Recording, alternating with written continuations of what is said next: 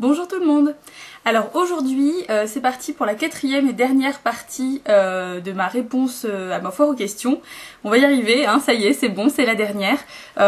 Tout d'abord je tenais vraiment à vous remercier encore une fois d'avoir joué le jeu et de m'avoir posé toutes ces questions super intéressantes qui m'ont permis à la fois de me dévoiler un petit peu plus sans trop en montrer non plus, et puis surtout vous permettre de connaître un petit peu mieux ma personnalité, mes goûts, mon look, enfin etc. Cette dernière partie est consacrée aux questions personnelles. Je crois que c'est probablement la vidéo qui est le plus attendue puisque c'est celle qu'on me demandait à chaque fois dès que je vous demandais quelle partie vous vouliez que je fasse. Donc tout d'abord je tenais quand même à préciser 2-3 petites choses. Si j'en dis relativement peu sur ma vie personnelle ou choses comme ça, c'est pas simplement pour me donner un genre et pour essayer de jouer un peu aux mystérieuses, mais c'est simplement que je pense qu'il y a certaines informations que vous n'avez pas à savoir, parce que ça n'apporte rien, parce que ça ne vous regarde pas, et puis c'est surtout qu'il faut pas oublier qu'on est sur internet. Donc je le dis parce que je sais que j'ai certaines abonnées qui sont un petit peu plus jeunes, et puis parce que je trouve ça bon de le rappeler aussi, c'est que quand vous faites des vidéos sur internet comme ça, effectivement vous le faites pour certaines personnes, ou vous le faites voilà, ou pour vous, enfin voilà, mais faut pas oublier que vous le faites aussi potentiellement pour des gens à qui vous n'avez pas forcément envie de le faire, parce que sur internet tout est accessible pour tout le monde, et tout le monde ça veut dire aussi pas forcément des gens que vous le souhaitez, donc après, voilà, il faut pas être parano, il faut pas être complètement psychorigide là-dessus, voilà. Mais moi, je pense que c'est quelque chose à ne pas oublier. On le voit beaucoup, il y a beaucoup de filles de plus en plus jeunes qui font des vidéos, et parfois j'ai l'impression qu'elles prennent beaucoup Internet et YouTube comme une sorte de journal intime, et je trouve ça très dangereux, parce que effectivement Internet c'est tout sauf quelque chose d'intime. Quand vous mettez quelque chose sur internet, même si vous avez l'impression que peu de personnes le lisent, il faut être sûr que vous êtes d'accord, que vous avez conscience que tout le monde peut potentiellement tomber dessus. Donc voilà, pour ces raisons-là, effectivement, moi j'ai choisi de pas en dire trop, de pas partager trop là-dessus, sachant que ma chaîne est vraiment orientée beauté. Je considère que j'ai pas forcément à parler plus de ça. Après effectivement il y a tout ce qui est page Facebook, page Twitter, Tumblr, choses comme ça où je partage un petit peu plus. Mais j'essaye vraiment de garder quand même effectivement une part de jardin secret, on va dire. Donc c'est pour ça, j'espère que vous le comprenez. Parce que voilà, là dans les questions personnelles, je vais répondre à certaines questions, mais effectivement, il y en a d'autres auxquelles j'ai pas envie de répondre parce que, enfin voilà, pour moi ça n'a pas d'intérêt pour vous, et donc à partir du moment où ça n'en a pas pour moi non plus, je vois pas l'intérêt de s'éterniser là-dessus. Donc on va commencer tout de suite.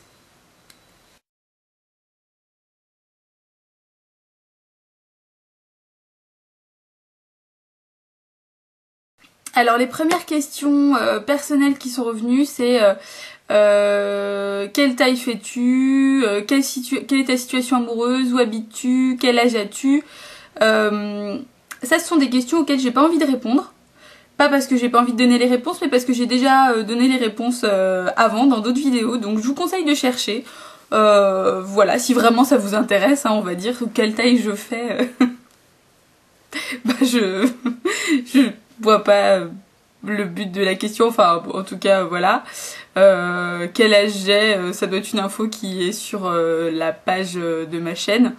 Donc voilà, ma situation amoureuse c'est pareil, si vous me suivez vous le savez. Où j'habite c'est pareil, alors ça c'est vraiment la question auquel j'ai pas envie de répondre. Mais l'info peut être potentiellement trouvable. Donc voilà pour les questions auxquelles je répondrai pas. Je regarde si oui, et voilà, il y a aussi la question même si un pseudo entretient un petit côté mystérieux, comment t'appelles-tu? C'est pareil, je donnerai pas mon prénom non plus, parce que vous pouvez le trouver en fouillant un petit peu et en étant un peu curieux.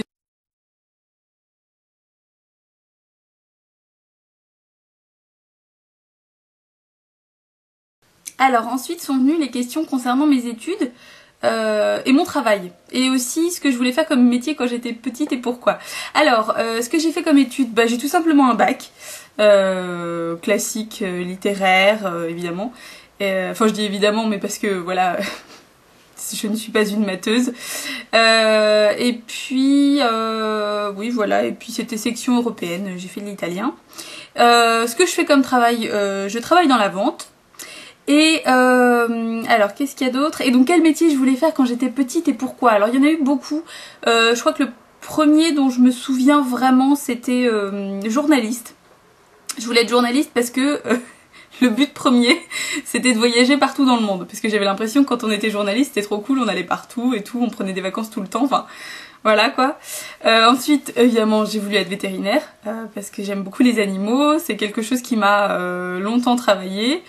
Ensuite, j'ai voulu être psychologue aussi, mais je me suis rendu compte que finalement, c'était un peu trop lourd pour moi, c'est-à-dire vraiment d'écouter les problèmes des gens, tout ça. Enfin voilà, quand j'ai pris conscience de ce que ça pouvait ramener comme responsabilité, voilà. Qu'est-ce que j'ai voulu faire d'autre comme métier? Je pense que c'est à peu près tout. Enfin, de ce que je me rappelle, en tout cas, il faudrait que je me replonge dans des dessins et dans des rédactions d'enfants pour vous dire précisément. Mais en tout cas, le premier métier dont je me rappelle avoir voulu, c'était le métier de journaliste.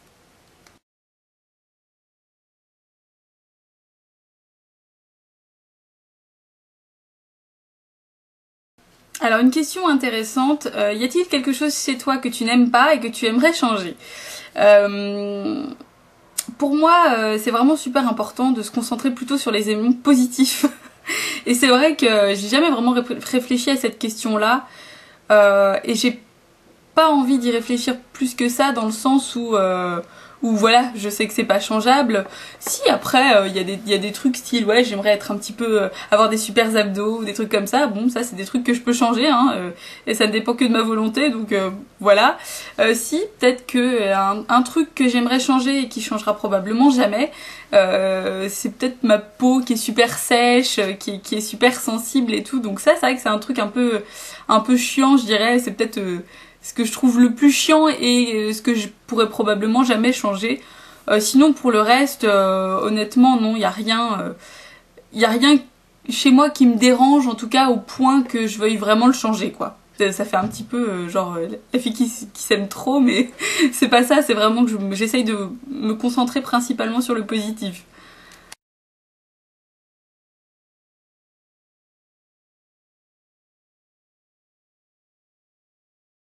La question suivante, justement, est un peu en lien avec le fait de se concentrer sur le positif.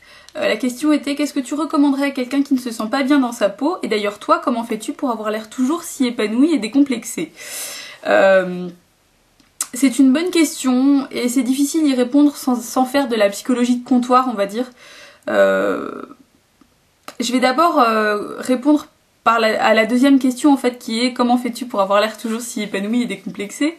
On en revient un peu à ce que je disais dans une des précédentes vidéos, c'est que après là évidemment vous me voyez uniquement par le biais de ce que je veux bien montrer. Mais effectivement dans ma vie je reste quand même quelqu'un d'assez épanoui et d'assez je dirais en accord avec elle-même. C'est un travail de longue haleine, ça n'a pas toujours été comme ça évidemment.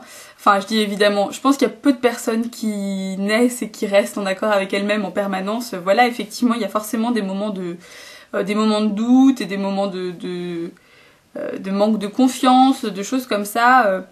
Je pense qu'il faut acquérir en fait, peut-être pas forcément une expérience, mais disons traverser certaines épreuves pour apprendre à mieux se connaître et à mieux s'aimer. C'est surtout ça en fait qui est important. Pour moi en fait voilà, il faut vraiment se concentrer sur le positif et systématiquement se dire que si on s'aime pas soi, ça va franchement être difficile d'être aimé des autres. C'est bête à dire mais ça se révèle relativement vrai. On peut pas vivre uniquement au travers des autres et en l'attente des autres tant qu'on n'a pas pris conscience de soi-même. Voilà, ça fait un peu gourou comme discours, mais ce que je veux dire c'est que voilà, il faut apprendre à, sans dire d'être égoïste, mais vraiment penser à soi et se faire passer parfois un peu en premier et voilà, mettre de côté en fait tout ce qui nous pourrit, que ce soit les connaissances dans son entourage, que ce soit au niveau des pensées, même que ce soit au niveau professionnel par exemple. Il arrive un moment où effectivement il faut faire un choix entre ce que vous voulez, ce dont vous ne voulez pas. Enfin voilà, je pense que c'est vraiment une question de prendre du recul et voilà, décomplexer. Ouais, en tout cas ça fait plaisir de donner l'image de quelqu'un d'épanoui et de décomplexé. Mais bon voilà, moi aussi ça m'arrive d'avoir mes moments un peu down, un moment où je me sens pas trop bien. Mais vraiment en général j'essaye de remonter et de reprendre un peu confiance en moi, de mettre un coup de pied au cul, hein, comme on dit, c'est vraiment ça, de pas se laisser aller en fait. Je pense que c'est vraiment important et de relativiser un maximum. Donc moi ça a marché pour moi. Maintenant effectivement, je pense que quand on se sent vraiment pas bien dans sa peau, il faut identifier d'où ça vient. Qu'est-ce qui nous fait nous sentir comme ça, si c'est nous-mêmes, si c'est le regard des autres, si c'est au niveau des études, si c'est au niveau du travail, vraiment analyser la situation et voir ce qu'on peut régler et surtout pas fixer la barre trop haut, c'est-à-dire pas se dire j'y arriverai jamais ou voilà, effectivement il faut se fixer des petits objectifs réalisables parce que plus vous vous accomplissez, plus vous avez vraiment confiance en vous et plus je pense vous pouvez aller de l'avant. Voilà, c'est un peu sombre dit comme ça, c'est un peu bizarre, bon, mais ce que je veux dire c'est qu'il faut vraiment de toute façon prendre conscience qu'à un moment donné si vous aimez pas, il peut y avoir des gens qui peuvent vous aider, mais le travail de toute façon est à faire de toute façon d'abord sur vous et vous-même et vous seul. Il faut pas trop compter sur les autres de toute façon. Il faut d'abord savoir qu'on peut compter sur soi. Ça c'est important.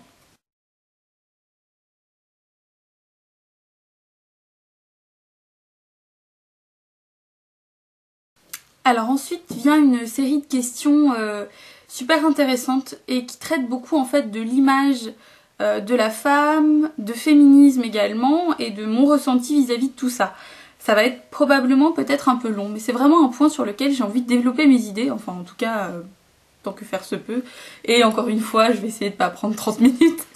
En fait, la question de base partait d'une image que j'avais mise sur mon Tumblr où on voyait en fait deux images plus ou moins s'opposer, mais je pense qu'en fait on peut interpréter vraiment le message différemment.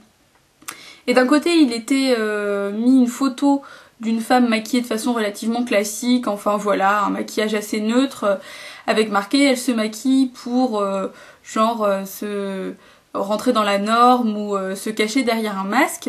Et de l'autre côté il y avait l'image d'une femme, alors qui n'était pas forcément beaucoup plus maquillée que ça, je crois, mais qui avait les cheveux roses, enfin voilà, disons un look en tout cas plus affirmé. Et là la remarque c'était non, elle se maquille, enfin nous maquillons, puisque du coup c'était du point de vue des femmes, nous maquillons pour nous affirmer, enfin voilà. Disons que pour moi effectivement il y avait l'opposition entre ce que voient les gens des filles qui se maquillent, on va dire, et la vie des filles qui se maquillent elles-mêmes. Voilà, c'est un peu compliqué, mais en tout cas, du coup, c'est découlé une question qui peut être ouverte un peu plus largement. C'était est-ce que tu penses que se maquiller de façon normale, dans le sens de ce que la société nous montre comme étant la norme, ce qui est le mieux accepté socialement, à l'image de la femme de gauche, bah voilà, du coup, la femme de gauche, c'était l'image, donc la fille maquillée de façon un peu neutre, est anti-féministe. Alors, non. Non, pas du tout. Pour moi, il n'y a pas de façon de se maquiller anti-féministe et de façon de se maquiller qui est féministe. Pour moi, c'est surtout les raisons de se maquiller qui peuvent être anti-féministes et qui peuvent être féministes. Disons que c'est vraiment d'avoir conscience en fait de pour qui on le fait. C'est très important pour moi parce qu'effectivement, je pense que beaucoup de femmes se maquillent effectivement dans le but de probablement se cacher un peu et puis surtout cacher leurs défauts. Et pour moi en fait vraiment la démarche du maquillage elle doit être prise dans l'autre sens, c'est vraiment se mettre en valeur et mettre en valeur ce qu'on aime chez soi. Donc encore une fois ça revient au fait de s'aimer et pour moi de toute façon on ne peut se mettre en valeur correctement et honnêtement, c'est-à-dire sans se cacher, que quand on s'aime vraiment au fond. Donc pour moi ça c'est du féminisme dans le sens où effectivement voilà, c'est revendiquer ce qu'on est au fond. Après je dis pas voilà il faut pas se maquiller en vert, en bleu et en rose fluo si on n'a pas envie, hein. Moi c'est pas tellement ce que je fais non plus en plus, donc non, je pense que voilà, pour moi voilà, il n'y a pas de façon de se maquiller anti-féministe, c'est juste les raisons qui peuvent l'être en fait.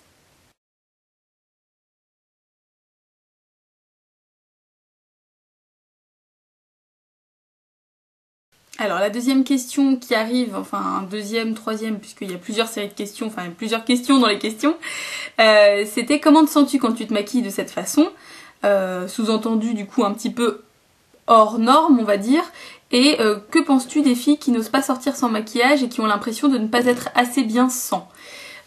Alors, comment je me sens quand je me maquille de cette façon? Honnêtement, après, je me maquille pas non plus de façon super marquée tout le temps. Par exemple au travail, choses comme ça reste souvent des maquillages qui sont un petit peu plus légers. Mais quand je me maquille vraiment comme j'ai envie, je me sens beaucoup mieux. C'est-à-dire que je me sens en accord avec moi-même en fait. Je dirais qu'en fait, je me sens bien quand je me sens maquillée comme j'en ai envie. Et parfois j'ai envie de choses plus neutres. Vous voyez par exemple aujourd'hui, j'ai pas grand chose hein, à part du mascara et du gloss.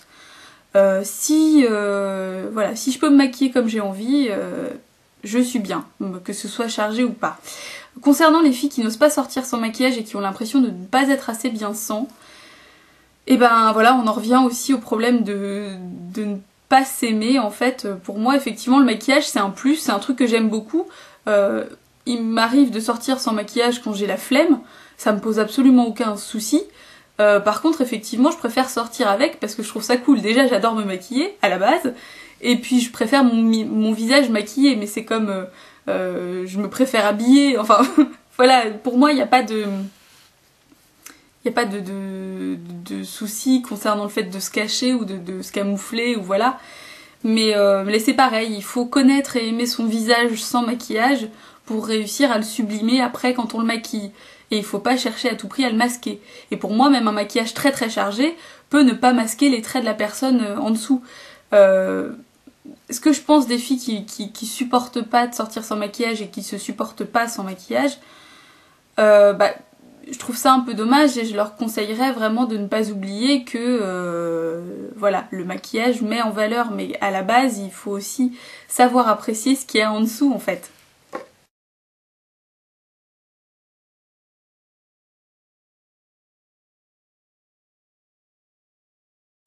Ensuite, on m'a demandé, penses-tu que ce type de maquillage contribue à emprisonner les femmes dans un monde superficiel ou est-ce que ça les aide à gagner du pouvoir? Dans ce cas, ce type de maquillage aurait une valeur féministe. Et où est la frontière entre ces deux états d'esprit? En fait, je pense pas, là encore une fois, que ce soit le style de maquillage qui emprisonne quoi que ce soit. Le maquillage, ça reste de la peinture, ça reste quelque chose de neutre et on y met vraiment après le message qu'on veut derrière. Ça peut aider les femmes à gagner du pouvoir si elles se sentent plus en confiance maquillées. Pour moi, c'est pas un problème de considérer que quelqu'un se sent plus en confiance maquillé. On a toutes besoin de petits coups de pouce pour se sentir un peu mieux, parce que je connais pas de gens qui ont 100% confiance en eux. Ça, à mon avis, ça n'existe pas. Et on a parfois besoin d'un petit peu d'aide pour se sentir un peu mieux. Après, effectivement, ça peut emprisonner les femmes si on se dit que le maquillage est une arme, et que finalement les femmes sans maquillage ne valent rien, c'est pas ça, hein, mais pour moi ça dépend vraiment de chaque personne. Il y a des personnalités qui n'en ont pas besoin et qui n'aiment pas ça, et pour moi une femme qui n'aime pas se maquiller, qui se maquille, ça se voit souvent tout de suite aussi. Et voilà, il faut aimer ça, hein, tout simplement. Il faut pas le faire par obligation. Donc oui et non, ça peut avoir une valeur féministe, disons que si on le veut, ça peut. Après ça me fait penser aussi un petit peu à une réflexion que j'avais vue du photographe Ali Madavi, qui est le photographe qui travaille souvent avec Dita Von Teese. Je l'avais vu dans une vidéo qui est sortie pour la collection qu'elle va sortir là en collaboration avec la marque Art Déco. Et il le disait, il n'y a pas de femmes laides, il n'y a que des femmes paresseuses. Et c'est vrai que c'est assez... ça peut prêter à confusion, ça peut être un peu controversé, et disons que ça peut être mal interprété comme message, mais ce que je trouve vraiment très juste, c'est que toutes les femmes ont en elles le pouvoir d'être belles. Parce que pour moi, beau, c'est quelque chose de très relatif, mais quelqu'un qui a confiance en lui, qui est charismatique, enfin qui arrive et qui en impose, pour moi déjà c'est quelqu'un qui est beau en fait, parce qu'il est en accord avec lui-même. Donc oui, voilà, le message c'est un petit peu, c'est à vous de jouer quoi. C'est aussi de confier finalement la beauté des femmes entre leurs mains. C'est pas quelque chose sur lequel on tombe comme ça, genre bon bah voilà t'es né beau et c'est bien, t'es né moche, bah va chier. Non, c'est pas ça. Je pense qu'il y a toujours moyen de se mettre en valeur, il y a toujours moyen de s'aimer. Après, on parle pas de cas extrêmes, je sais qu'effectivement pour certains c'est plus facile que pour d'autres, mais voilà, en tout cas, il faut faire des efforts, ça demande des efforts, mais ça peut être aussi un plaisir, quoi, finalement. Donc voilà. C'est difficile de répondre de façon vraiment oui, non à toutes ces questions, mais donc la frontière entre ces deux états d'esprit, pour moi, c'est surtout la frontière de la personnalité, quoi. Et du message qu'on met derrière le fait de se maquiller. Mais pour moi, effectivement, se maquiller peut devenir quelque chose de féministe parce que ça peut devenir une façon de se revendiquer soi-même.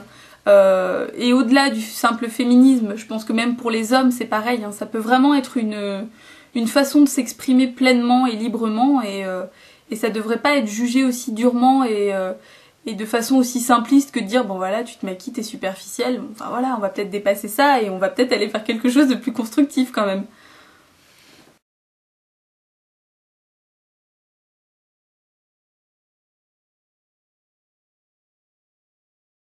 Ensuite on m'a demandé si je m'exprimais réellement par mon maquillage, si j'avais parfois l'impression, enfin peur d'être marginalisée parce que je me maquille de façon plus marquée.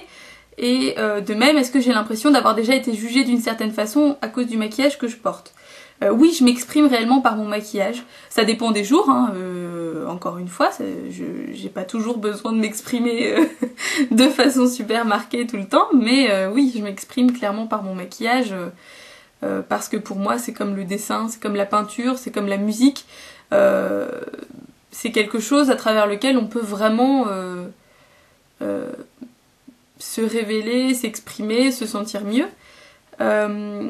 J'ai pas vraiment peur d'être marginalisée en me maquillant de façon plus marquée parce que généralement effectivement j'adapte mon maquillage aussi à la situation parce que le but est pas non plus de mettre les gens mal à l'aise ou enfin voilà, je parle vraiment là par exemple en l'occurrence de situations comme au travail, pour moi ça présenterait pas d'intérêt d'arriver maquillée façon années 20 avec des super gros contrastes de noir et blanc et une bouche super dessinée au boulot, ça n'a pas de sens quoi.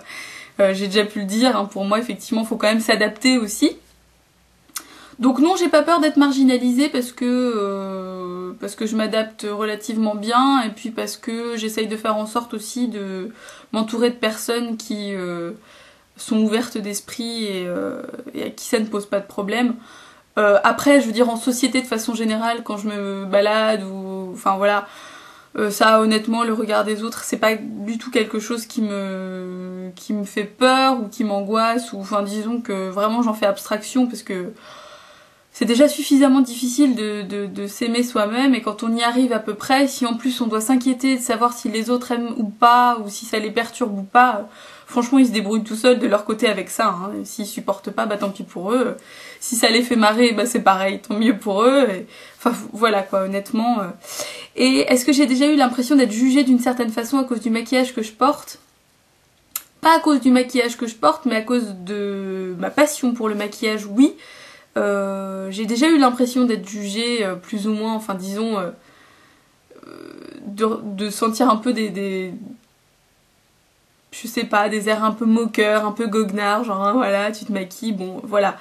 Après, c'est pas un problème pour moi parce que je m'en fous, je trouve ça dommage pour les gens en fait qui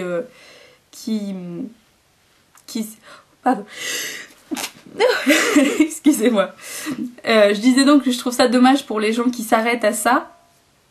Et c'est dommage pour eux. En l'occurrence, moi par contre, ça va pas du tout m'empêcher de continuer à vivre ma passion de façon épanouissante.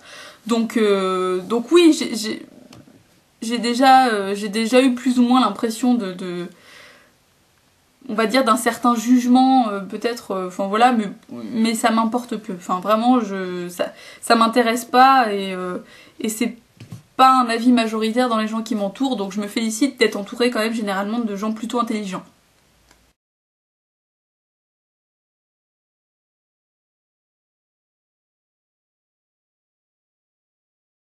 Et donc ensuite, dernière question, on m'a demandé est-ce que tu ranges une passion pour le maquillage au même niveau qu'une passion classique? Je sais pas, une passion classique, on va dire que c'est genre la peinture, la musique ou choses comme ça. Et assumes-tu ta passion pour le maquillage? Alors oui, je range vraiment ça au même rang qu'une passion classique. Pour moi, il n'y a pas du tout à différencier, c'est-à-dire qu'en tout cas, ce que j'en fais, étant donné que parfois ça peut vraiment être des improvisations, des trucs de création, des choses comme ça, je rapproche vraiment ça du dessin et de la peinture. J'ai longtemps dessiné, enfin c'est quelque chose qui me plaît beaucoup et j'ai un peu perdu l'habitude et j'ai vraiment retrouvé le même plaisir que j'avais en dessinant en me maquillant. On joue avec les ombres, on joue avec les creux, on joue avec les couleurs, on a différents pinceaux, on a différentes matières. Pour moi, effectivement, c'est extrêmement proche. On en fait ce qu'on veut et c'est aussi une façon de s'exprimer. Donc pour moi, oui, et c'est très épanouissant. Donc après, je pense que ça répond de façon assez limpide à la question après. Est-ce que tu assumes ta passion pour le maquillage? Oui, absolument, je l'assume plus que tout. Enfin, en tout cas, plus qu'avant, parce qu'effectivement, malgré tout, au départ, je me disais, oh, enfin, on va penser que je suis une pouffe, quoi, c'est ça. Et en fait, pas du tout. Enfin, voilà. Non, parce que je pense que c'est quand même quelque chose qui peut vraiment, voilà, ouais, effectivement, permettre de s'exprimer. Et pour moi, on n'a pas à juger ça. Hein. Si quelqu'un se sent bien en s'exprimant de cette façon, on peut que en être admiratif. Je pense qu'on peut voir à travers certains artistes maquilleurs que c'est une passion et c'est de l'art aussi, donc c'est respectable au même titre que la musique. C'est quelque chose que je fais aussi. Pour moi, voilà, c'est aussi important en fait. L'un et l'autre sont des façons de s'exprimer mais différentes. Et pour moi, voilà, c'est vraiment super important. Et voilà. Cette fois aux questions touche à sa fin. C'était la dernière vidéo. Ma chaîne va pouvoir reprendre un peu un cours normal, on va dire, parce qu'effectivement j'avais un peu tout mis en pause juste pour vous répondre et pouvoir faire les vidéos d'affilée. Donc voilà, je vous remercie encore une fois de m'avoir envoyé ces questions et puis d'avoir été nombreux à participer, c'est-à-dire à aussi commenter les réponses et choses comme ça. Je vous remercierai jamais assez de continuer de me suivre comme ça et d'être toujours un peu plus nombreux et toujours aussi fidèles au post. Donc voilà, vraiment c'est une aventure très enrichissante, très étonnante auquel je m'attendais pas forcément, toute cette histoire de YouTube et de vidéos. Et vraiment sans vous ça aurait pas été réalisable et sans vous j'aurais pu arrêter du jour au lendemain parce que ça m'intéresse plus, mais de toute façon ça continue de m'intéresser et de vous faire partager mes envies, mes coups de cœur et mes délires autour de thèmes plus fous les uns que les autres. Enfin donc voilà, donc vraiment merci encore. Et puis je vous retrouve bientôt pour différentes petites vidéos. J'ai quelques idées en fait, on m'a demandé 2-3 petites choses et puis j'ai envie de vous faire des revues sur des produits que j'ai pu tester récemment et que j'aime beaucoup. Donc voilà, je vous fais plein de bisous et je vous dis à bientôt. Salut!